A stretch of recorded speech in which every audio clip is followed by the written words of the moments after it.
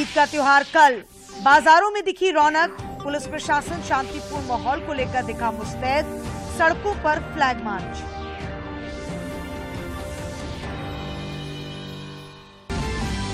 और द्वितीय खेलो India university games के एथलीट स्पर्धा में फ्लोरेंस बारला को 3 पदक, रिया, विधि रावल और विशाखा सिंह को भी रिले में मिला कांस्य पदक।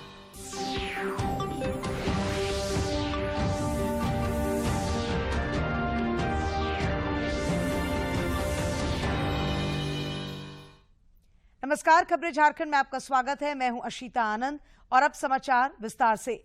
प्रधानमंत्री नरेंद्र मोदी यूरोपीय देशों जर्मनी, डेनमार्क और फ्रांस की 3 दिनों की यात्रा के पहले चरण में जर्मनी की राजधानी बर्लिन पहुंच गए हैं। एक ट्वीट संदेश में प्रधानमंत्री ने कहा कि भारतीय समुदाय से मिलना बहुत विशेष रहा और देश को अपने प्रवासी भारतीयों की उपलब्धियों पर गर्व है। श्री मोदी आज जर्मन चांसलर ओलाफ शॉल्स के साथ वार्ता करेंगे। श्री मोदी ने विश्वास व्यक्त किया है कि इस यात्रा से भारत जर्मनी के बीच मैत्री और प्रगाढ़ होगी। स्वागत किया।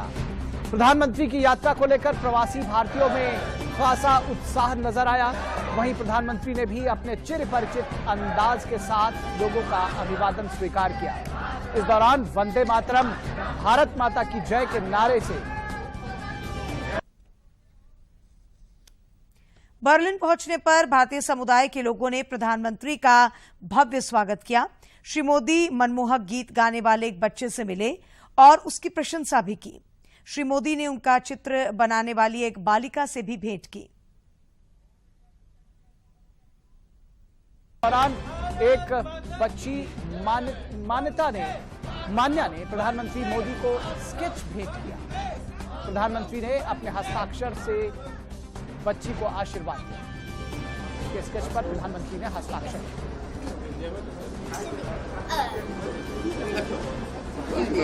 पैदा यही हुई है। क्या बनाया तुमने? अच्छा क्या बनाया?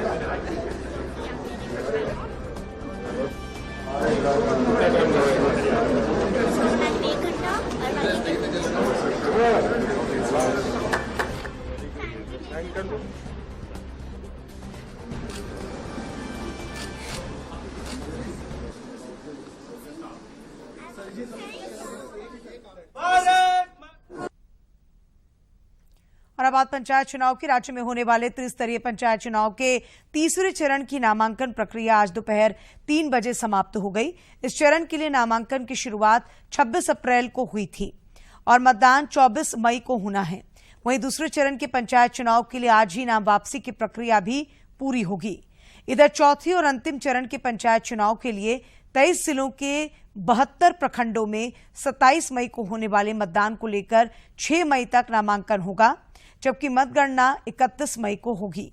इस बीच पहले चरण के लिए 14 मई को होने वाले मतदान को लेकर जनसंपर्क अभियान और प्रचार तेज हो गया है।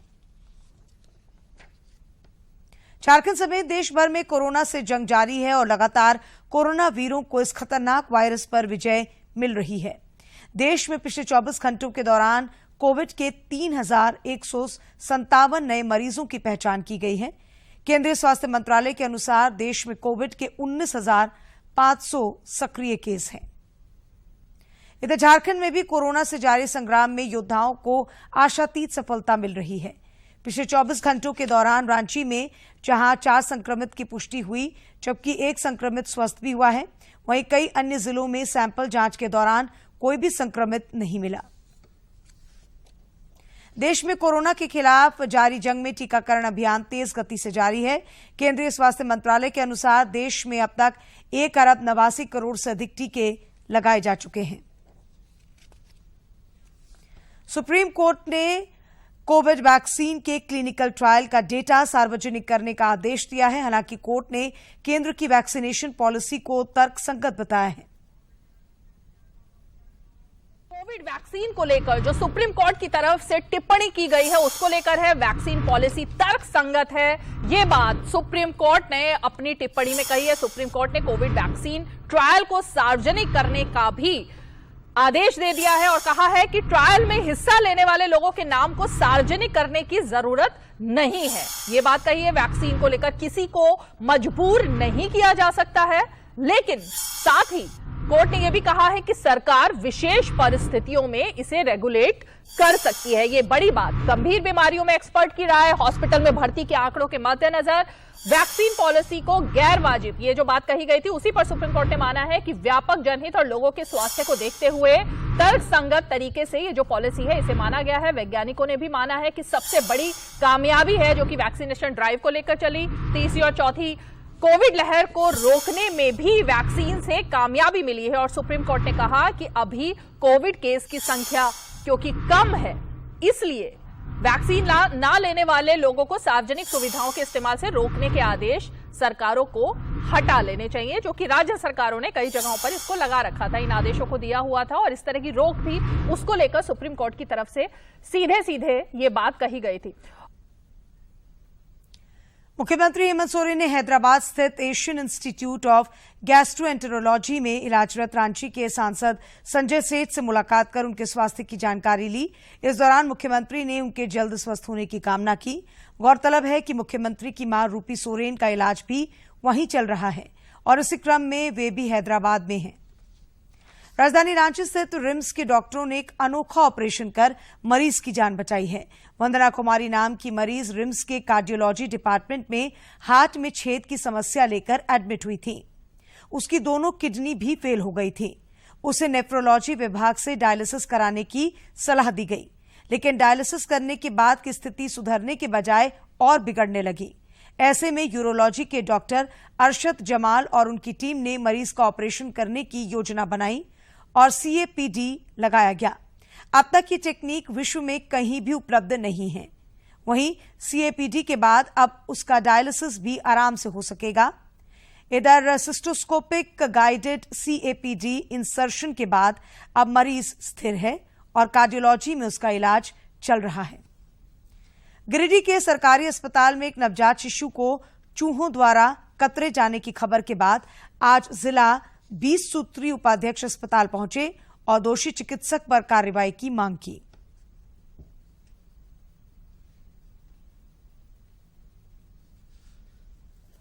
गिरिडीह सिविल सर्जन डॉक्टर जांच कराई जाए और जिसकी भी लापरवाही इसमें आए उन पर कठोर कार्रवाई की जाए।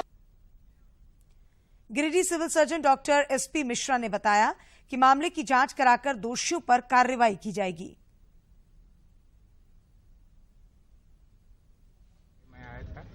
अभी उपाधीक्षक हैं वहाँ बैठे हुए, सारी जांच रिपोर्ट ले रहे हैं। जो उस समय ड्यूटी में थे उनसे सारी सूचना ली जा रही है। उसके बाद जो भी दोषी होंगे उस पर हम लोग कार्रवाई करेंगे और हम लोग तैयार करेंगे। इधर बच्ची के परिजनों ने अस्पताल पर लापरवाही का आरोप लगाया है। सो गया है बच्चा, उसके बाद गला रिटर्न आ गई हो। उसके बाद सवेरे अचानक कॉल आया कि नहीं बच्चा आपका सीरियस है। तो बच्चे के साथ क्या हुआ है और जॉन्डिस हुआ है, तो इन्होंने रेफर किया है धनबाद। जब रेफर हुआ वहाँ जांच पड़ताल हुआ, नहीं इसको चूहा काटा हुआ है, बच्चे को चूहा काट लिया है। तो हम लोग जब सुने इसी चीज़ को तो हम लोग फिर जाके इंक्वायरी किए कि मेरे बच्चा का क्या हुआ था जो आप रेफर किए धनबाद। मैंने इसको जॉन्डिस था। आप गलत क्या बता रहे हैं, बच्चे के शरीर में इतना जख्म कैसे है?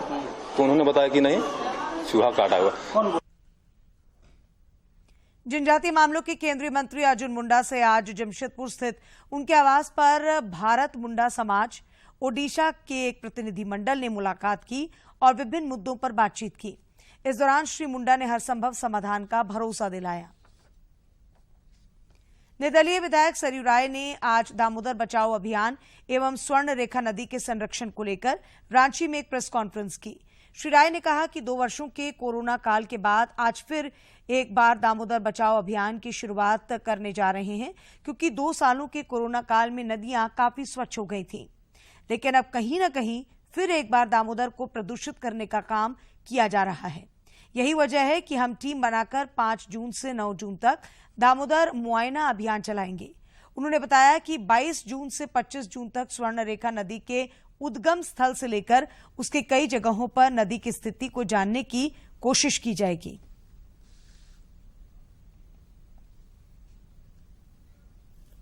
झारखंड में चल रहे सियासी उथल पुथल के बीच निर्दलीय विधायक सरयू राय ने कहा है कि मुख्यमंत्री हेमंत सोरेन पर जो आरोप लग रहे हैं वो गंभीर हैं, लेकिन इस मामले की जांच होनी चाहिए। इनके राजनीतिक पहलू को छोड़ दीजिए, इनके मेरिट पर जाइए, तो ये मुझे प्याला में तूफान की तरह लगते हैं। जो भी दो आरोप लगे हैं कि मुख्यमंत्री ने अपने नाम से माइंस किया, और दूसरा ये लग रहा है कि उन्होंने और भी कई जगह निवेश किया है, इसलिए पत्नी को जमीन। झारखंड समेत देश भर में ईद का त्योहार कल मनाया जाएगा। अलविदा नमाज के बाद बाजारों में खरीदारों की भीड़ देखी गई। इस दौरान सौहार्द और शांतिपूर्ण माहौल को लेकर पुलिस प्रशासन भी मुस्तैद दिख रहा है और राज्य भर में पुलिस प्रशासन द्वारा फ्लैग मार्च कर लोगों में विश्वास भरने का काम किया जा रहा है। रांची में भी प्रशासन ने राजधानी के मुख्य बाजार सहित अन्य इलाकों में फ्लैग मार्च निकाला, जिसकी अगुवाई डीएसपी स्तर के अधिकारी कर रहे थे। इसमें रैफ और जैप के जवान मौजूद थे।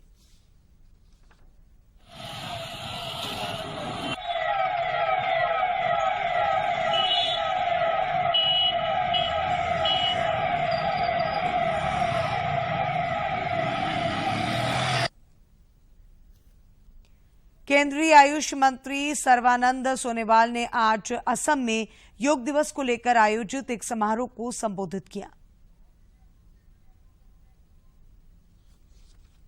पर्यटনৰ পটেনশিয়ালিটিটো টুৰিজমৰ পটেনশিয়ালিটিটো ভাৰতবৰ্ষৰ বুকুত ক'ত ক'ত কেনেধৰণে আছে এই কথাবিলাকক আমি ভোকেল ফৰ লোকেল অৰ্থাৎ আমি নিজেই ইয়াৰ গুণানুকীৰ্তন কৰি বিশ্বৰ মানৱ সমাজৰ সন্মুখত সুন্দৰভাৱে প্ৰদৰ্শন কৰিব লাগে। সেই যুক্তিৰে আপোনালোকে জানে মাননীয় প্ৰধানমন্ত্ৰী ডাঙৰীয়াই 5খন ৰাজ্যৰ আইকনিক আৰ্কিঅলজিক্যাল সাইট হিচাপে ঘোষণা কৰা राखीगढ़ी हरियाणा, हस्तिनापुर उत्तर प्रदेश, धोलाभिरा गुजरात, आदिशा नालुर तामिलनाडु और शिवसागर असम, गतिके এই পাঁচখন ৰাজ্যৰ পাঁচটা আৰ্কিঅলজিক্যাল আইকনিক সাইটৰ ক্ষেত্ৰত তেখেতে ঘোষণা কৰিছিল। গতিকে আজি আমি এই শিৱসাগৰখনক বিশ্বৰ মানৱ সমাজৰ সন্মুখত এই যোগ দিৱসৰ যোগেদি আমি সুন্দৰভাৱে দাঙি ধৰিব লাগিব ইয়াৰ গুৰুত্ব, ইয়াৰ মহত্ব আৰু ইয়াৰ সৌন্দৰ্য। গতিকে মই ভাবো যে এই অনুষ্ঠানত আপোনালোকে অংশগ্ৰহণ কৰি সেই মহৎ দায়িত্ব আৰু কৰ্তব্য আপোনালোকে পালন কৰাৰ ক্ষেত্ৰত আপোনালোকে নিশ্চিতভাৱে নিষ্ঠাৰে আপোনালোকে আত্মনিয়োগ কৰাৰ বাবে এই অনুষ্ঠানত অংশগ্ৰহণ কৰিছে। समाचारों का सिलसिला जारी रहेगा, लेकिन इस विराम के बाद।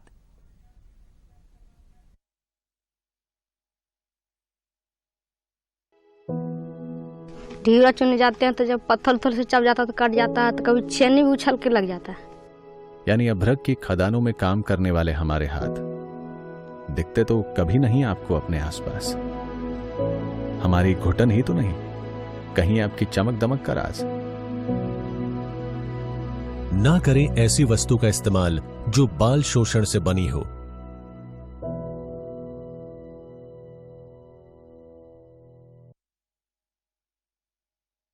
बाद आपका एक बार फिर स्वागत है।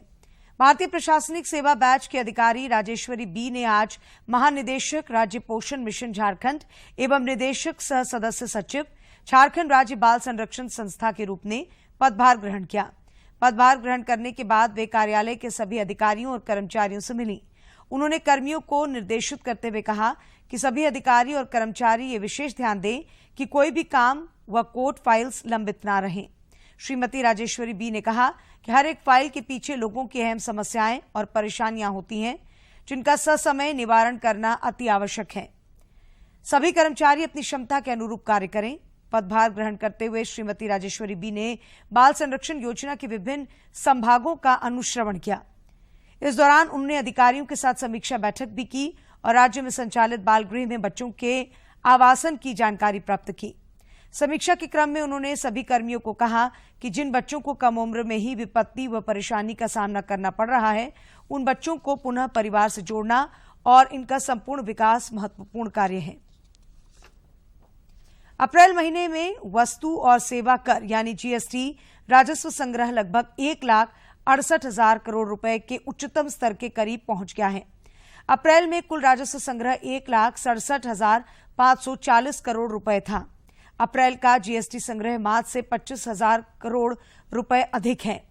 अप्रैल के लिए राजस्व पिछले साल की इसी महीने में जीएसटी राजस्व से 20% अधिक है। पहली बार जीएसटी संग्रह 1,50,000 करोड़ रुपए का आंकड़ा पार कर गया है। कर्नाटक राज्य के बेंगलुरु शहर के श्री कतिरवा स्टेडियम में 30 अप्रैल से 2 मई तक आयोजित द्वितीय खेलो इंडिया यूनिवर्सिटी गेम्स एथलेटिक्स स्पर्धा में रांची विश्वविद्यालय का दम दिखाई दिया। रांची विश्वविद्यालय की खिलाड़ी फ्लोरेंस बारला को 3 पदक मिले। रिया, विधि, रावल और विशाखा सिंह ने भी रिले प्रतियोगिता में कांस्य पदक अपने नाम किए। फ्लोरेंस बारला ने 400 मीटर स्पर्धा में 54.82 सेकंड के समय के साथ रजत पदक जीता। वहीं 4 गुणा 100 मीटर रिले दौड़ में फ्लोरेंस बारला, रिया कुमारी, विधि रावल और विशाखा सिंह की चौकड़ी ने 47.78 सेकंड के साथ कांस्य पदक जीता। इस उपलब्धि पर भारतीय एथलेटिक्स संघ के कोषाध्यक्ष सह झारखंड एथलेटिक्स एसोसिएशन के अध्यक्ष मधुकांत पाठक, रांची विश्वविद्यालय के कुलपति डॉक्टर प्रोफेसर कामिनी कुमार समेत अनेक खेल पदाधिकारियों ने उन्हें बधाई दी है। और अब बात मौसम की। राज्य में पिछले 24 घंटों के दौरान कई स्थानों पर तेज हवा के साथ बूंदाबांदी हुई। इससे राज्य के कई इलाकों में गर्मी से थोड़ी राहत मिली है। मौसम विज्ञान केंद्र रांची ने बताया है कि हालांकि इस अवधि में कुछ इलाकों में लू का प्रकोप भी जारी रहा। डाल्टनगंज में अधिकतम तापमान 43.6 डिग्री सेल्सियस रिकॉर्ड किया गया। मौसम विज्ञान केंद्र ने बताया है कि आगामी 8 मई तक कुछ इलाकों में बारिश का सिलसिला जारी रह सकता है। इसके साथ ही वज्रपात और तेज हवाओं के चलने की भी संभावना है, जिसके लिए येलो अलर्ट जारी किया गया है। गोड्डा जिले में केंद्र सरकार के प्रयास से 1 वर्ष पहले ट्रेन आ चुकी है और खास बात यह है कि सिर्फ 1 वर्ष में 8 से ज्यादा ट्रेनें गोड्डा से होकर गुजरना प्रारंभ भी हो गई हैं, जिससे लोगों को काफी फायदा हो रहा है।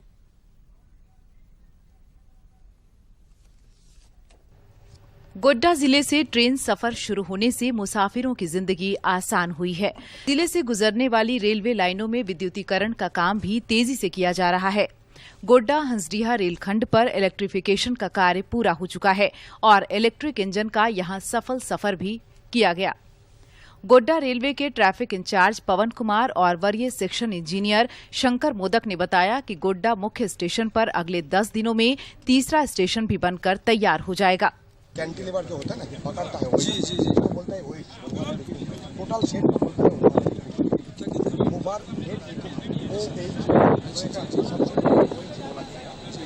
गोड्डा हंसडीहा इलेक्ट्रिफिकेशन का काम पूरा होने के बाद पुड़ैयाहाट और गोड्डा में रेलवे स्टेशनों पर बिजली से चलने वाली ट्रेनें चलाई गईं। जिले के लोग भी ट्रेन का सफर कर काफी खुश हैं।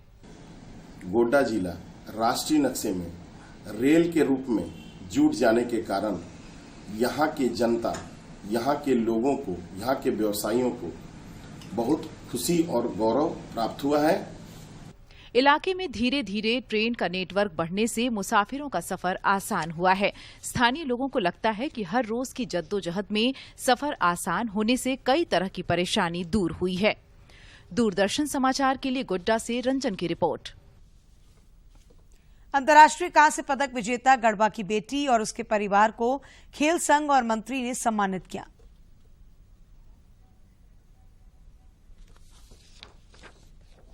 गढ़वा जिले की कांस्य पदक विजेता पहलवान प्रियंका कुमारी की सफलता पर पूरे जिले में खुशी की लहर है। गढ़वा जिला कुश्ती संघ की ओर से उसे सम्मानित किया गया। सम्मान समारोह में मौजूद बतौर मुख्य अतिथि पेयजल एवं स्वच्छता मंत्री मिथिलेश कुमार ठाकुर ने प्रियंका के साथ उनके माता पिता, दादा दादी और कुश्ती गुरु शैलेंद्र पाठक को सम्मानित कर उनका उत्साहवर्धन किया। इस मौके पर मंत्री ने प्रियंका की सराहना करते हुए कहा कि खेल नियमों के तहत प्रियंका को उसकी योग्यता के अनुसार नौकरी दिलाने का प्रयास किया जाएगा। आज बहुत ही एक कहा जाए तो गढ़वा शहर के लिए, गढ़वा जिले के लिए आज एक गौरव का दिन है कि हमारी बेटी ने एक इतिहास रचा है जाकर विदेश में और कांस्य पदक प्राप्त किया है।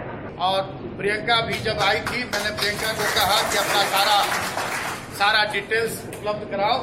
मैं आगे कोशिश करूंगा कि जल्द से जल्द प्रियंका को भी राज्य सरकार में इसकी योग्यता के अनुसार नौकरी मिल पाए। प्रियंका अपनी सफलता का श्रेय अपने माता पिता, गुरुजन और मित्रों को देती हैं। उन्होंने अपनी जीत के लिए सरकार की खेल नीति की भी सराहना की। हमारे गुरु शैलेंद्र पाठक सर को जाता है, क्योंकि आज मैं उन्हीं के प्रशिक्षण में मैं वहाँ तक पहुँची और मैं मेडल लेके आ पाई। सबसे ज़्यादा सपोर्ट हमारे फैमिली, क्योंकि अगर आज मुझे वो परमिशन नहीं देते कि मैं बाहर जाऊँ तो मैं आज यहाँ तक नहीं पहुँच पाती। हमारे फैमिली हमेशा डट के सपोर्ट किया है। कोई कभी भी मना करता था ये नहीं जाएगी, फिर भी हमारे फैमिली मेरा सपोर्ट करता था। तो सारे लोग का सपोर्ट मिला है, क्योंकि सारे लोग के सपोर्ट से ही मैं वहाँ पे पहुँची हूँ।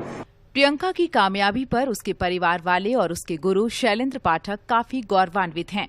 वे बेटियों का हौसला बढ़ाते हुए कहते हैं कि बेटियों में प्रतिभा की कमी नहीं है, बस उन्हें निखारने की जरूरत है।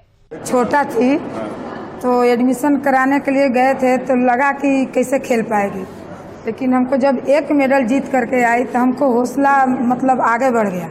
इसको भी हौसला आगे बढ़ गया, मेरा भी। तो हम सोचे कि नहीं, इसको आगे और हम बढ़ाएं। ये लड़की सेंटर में प्रशिक्षण के लिए आई थी, प्रियंका कुमारी। तब ऐसा लगा प्रतिभाओं को देख करके, जो हम लोग प्रिलिमिनरी टेस्ट लेते हैं कि कुछ करने की क्षमता है, कुछ दम खम रखती है, तो विशेष फोकस किया गया ट्रेनिंग में, शेड्यूल में, डाइट में, और तब जा करके आज यह मुकाम हासिल हुआ है। हमारे देश की बेटियों में प्रतिभा की कोई कमी नहीं है, बस जरूरत है उन्हें सही मार्गदर्शन और सहयोग की। प्रियंका आज इसकी बेहतरीन मिसाल हैं। दूरदर्शन समाचार के लिए गढ़वा से विजेंद्र तिवारी की रिपोर्ट। और आइए अब देखते हैं स्वतंत्रता संग्राम में कितना खास है आज का दिन।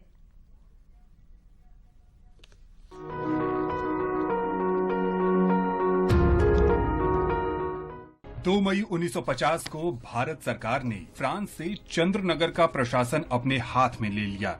ये शहर अब चंदन नगर कहलाता है और चंद्रनगर विलय अधिनियम 1954 के तहत पश्चिम बंगाल राज्य का हिस्सा है। चंदन नगर को 1673 में एक फ्रांसीसी उपनिवेश के रूप में स्थापित किया गया था, जब फ्रांस ने बंगाल के तत्कालीन नवाब इब्राहिम खान से हुगली नदी के दाहिने किनारे पर एक व्यापारिक चौकी स्थापित करने की इजाजत ली थी। बाद में ये एक स्थायी फ्रांसीसी उपनिवेश बन गया। 1756 में फ्रांस और ग्रेट ब्रिटेन के बीच युद्ध छिड़ गया और ब्रिटिश नौसेना ने अंततः 1794 में चंदन नगर पर कब्जा कर लिया। लेकिन 1816 में आसपास के क्षेत्र के 3 वर्ग मील के विदेशी अंतः क्षेत्र के साथ ही इस शहर को वापस फ्रांस को दे दिया गया। फ्रांसीसी भारत के हिस्से के रूप में ये 1950 तक पौंडीचेरी में गवर्नर जनरल के राजनीतिक नियंत्रण में था। 8 जून 1948 को फ्रांसीसी गणराज्य की सरकार ने भारत सरकार के साथ समझौता किया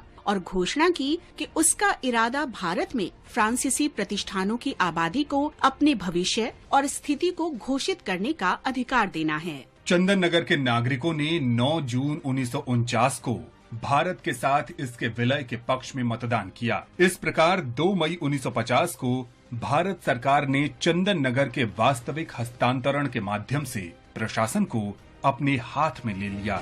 इसके बाद 2 फरवरी 1951 को भारत के राष्ट्रपति और फ्रांसीसी गणराज्य के राष्ट्रपति के प्रतिनिधियों द्वारा पेरिस में चंदन नगर को स्वतंत्र शहर बनाने की संधि पर हस्ताक्षर किए गए। इसके बाद 9 जून 1952 को चंदन नगर को विधिवत भारत संघ में शामिल कर लिया गया। हम स्वतंत्रता सेनानी कद्रका मंगडा को याद करते हैं, जिनकी 2 मई 1945 को मृत्यु हो गई। ओडिशा में कोरापुट के निवासी कद्रका मंगडा ने महात्मा गांधी के राष्ट्रव्यापी आह्वान के जवाब में 1942 में भारत छोड़ो आंदोलन में भाग लिया। उन्हें ब्रिटिश पुलिस ने गिरफ्तार कर लिया और नवरंगपुर उपजेल में हिरासत में रखा गया। जेल में अस्वच्छता और चिकित्सा सुविधाओं की कमी के कारण वो गंभीर रूप से बीमार हो गए। उन्हें कोरापुट जिला जेल में स्थानांतरित कर दिया गया और बाद में अस्पताल में भर्ती करवाया गया। कद्रका मंगडा का 2 मई 1945 को अस्पताल में निधन हो गया। हम इस महान भारतीय को नमन करते हैं। हम राष्ट्रवादी संता सिंह को भी याद करते हैं, जो 2 मई 1925 को शहीद हो गए थे। लाहौर के निवासी संता सिंह ने 1924-25 में 2 बार नाभा में जैतो गुरुद्वारा गंगसर तक शहीदी जत्थों में भाग लिया।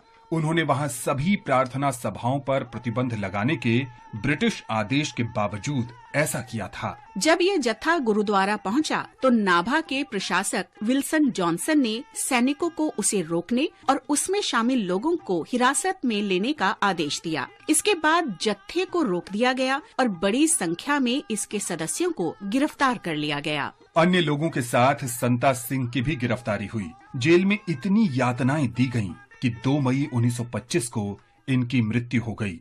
हम इस महान शहीद को नमन करते हैं। हम इंडियन नेशनल आर्मी के लेफ्टिनेंट पंजाब के निवासी कपूर सिंह को भी आज के दिन याद कर रहे हैं। उन्होंने बर्मा के मोर्चे पर ब्रिटिश सैनिकों के विरुद्ध युद्ध में भाग लिया था। 2 मई 1944 को वे इस कार्रवाई में मारे गए। कपूर सिंह को नेताजी सुभाष चंद्र बोस द्वारा मरणोपरांत वीर हिंद और शत्रु नाश पदक से सम्मानित किया गया था। भारत के इस महान सपूत को हमारा नमन।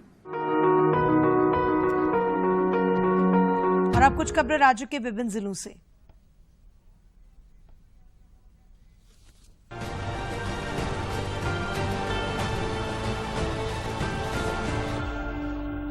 बोकारो में सड़क पर एक इलेक्ट्रिक स्कूटी के धूं कर जलने से अफरा तफरी मच गई। हालांकि स्कूटी में बैठे युवक मौके से भागते हुए अपनी जान बचाने में कामयाब हो गए, लेकिन स्कूटी पूरी तरह से जल गई। झारखंड राज्य क्रिकेट एसोसिएशन की वार्षिक आम सभा का आयोजन JSCA इंटरनेशनल स्टेडियम परिसर में आयोजित किया गया। इस आम सभा में नई कार्यकारिणी का चुनाव किया गया। संजय सहाय वे JSCA के प्रेसिडेंट चुने गए हैं। इस आम सभा में 332 सदस्य उपस्थित थे। आज गुमला में राज्यसभा के सांसद और भाजपा अनुसूचित जनजाति मोर्चा के राष्ट्रीय अध्यक्ष समीर ओरांव की भांजी की शादी में विधायक विरंची नारायण ने उपस्थित होकर शुभकामनाएं दी। गौरतलब है कि जिसकी शादी हो रही है वह कारगिल शहीद की बिटिया है। हजारीबाग के बरही थाना क्षेत्र के पंचमाधव पंचायत के बसरिया गांव में महिला की हत्या कर दी गई है। हत्या कर अपराधियों ने महिला के हाथ, पैर और कमर में रस्सी बांधकर पानी में फेंक दिया था। उसका शव आज कुएं से बरामद हुआ है। देवघर पुलिस ने छिनतई गिरोह के 2 सदस्यों को गिरफ्तार करने में सफलता पाई है। ये अपराधी लोगों के मोबाइल और पर्स को छीनकर फरार हो जाते थे। इनके पास से 9 मोबाइल, आभूषण, पर्स और एक देसी कट्टा बरामद किया गया है। झारखंड के 19 प्रवासी मजदूर श्रीलंका में फंस गए हैं। इन मजदूरों में गिरिडीह, हजारीबाग और धनबाद के मजदूर शामिल हैं। श्रीलंका में फंसे मजदूरों ने घर वापसी के लिए झारखंड सरकार से गुहार लगाई है। सोशल मीडिया के माध्यम से मदद की मांग करते हुए मजदूरों ने श्रीलंकन कंपनी पर पासपोर्ट जब्त करने और खाना पीना नहीं देने के आरोप लगाए हैं। अब रांची के लोगों को कोर्ट मैरिज के लिए सिर्फ एक ही रजिस्ट्री ऑफिस पर निर्भर नहीं रहना होगा, क्योंकि राजधानी रांची से सभी निबंधन कार्यालयों में अब शादी विवाह का निबंधन होगा। यह व्यवस्था आज से शुरू कर दी गई है। रांची के कचहरी, हिनू और कांके स्थित रजिस्ट्री ऑफिस में अब शादी का रजिस्ट्रेशन कराने की सुविधा शुरू हो गई है, जिससे आम लोगों को काफी राहत मिली है। रांची स्थित कृषि विभाग कांके में कार्यरत गार्ड द्वारा गेट में ताला बंद कर दिए जाने से कर्मियों को परेशानी का सामना करना पड़ा। ये गार्ड वेतन न मिलने से नाखुश थे। प्रदेश भाजपा प्रवक्ता प्रतुल शाहदेव ने आज बूथ सशक्तिकरण अभियान के अंतर्गत लातेहार जिले के बालूमाथ मंडल की कार्यसमिति बैठक में हिस्सा लिया और कार्यकर्ताओं को पार्टी की मजबूती के लिए मंत्र दिए। ईद को देखते हुए देवघर नगर निगम द्वारा सफाई अभियान जोरों पर है। निगम द्वारा ईदगाह सहित आसपास के क्षेत्रों में विशेष सफाई अभियान चलाकर चूना और ब्लीचिंग पाउडर का छिड़काव भी किया जा रहा है, जिससे आम लोगों को राहत मिल सके। चाईबासा पुलिस ने नक्सलियों की बड़ी साजिश को नाकाम कर दिया है। एसपी आशुतोष शेखर को मिली गुप्त सूचना के आधार पर सुरक्षा बलों ने टोंटू थाना क्षेत्र माटकुलोर के घने जंगल से 3 IED बरामद किए हैं। बरामद किए गए सभी IED 5 किलो के हैं। सुरक्षा बलों ने तीनों IED को नष्ट कर दिया है। पलामू जिले में डाल्टनगंज से गढ़वा रोड स्टेशन तक विभिन्न ट्रेनों में मजिस्ट्रेट द्वारा चेकिंग अभियान चलाया गया। इसमें 30 से अधिक अनाधिकृत यात्री बिना टिकट पाए गए। इसकी जानकारी TTE BM पांडे ने दी।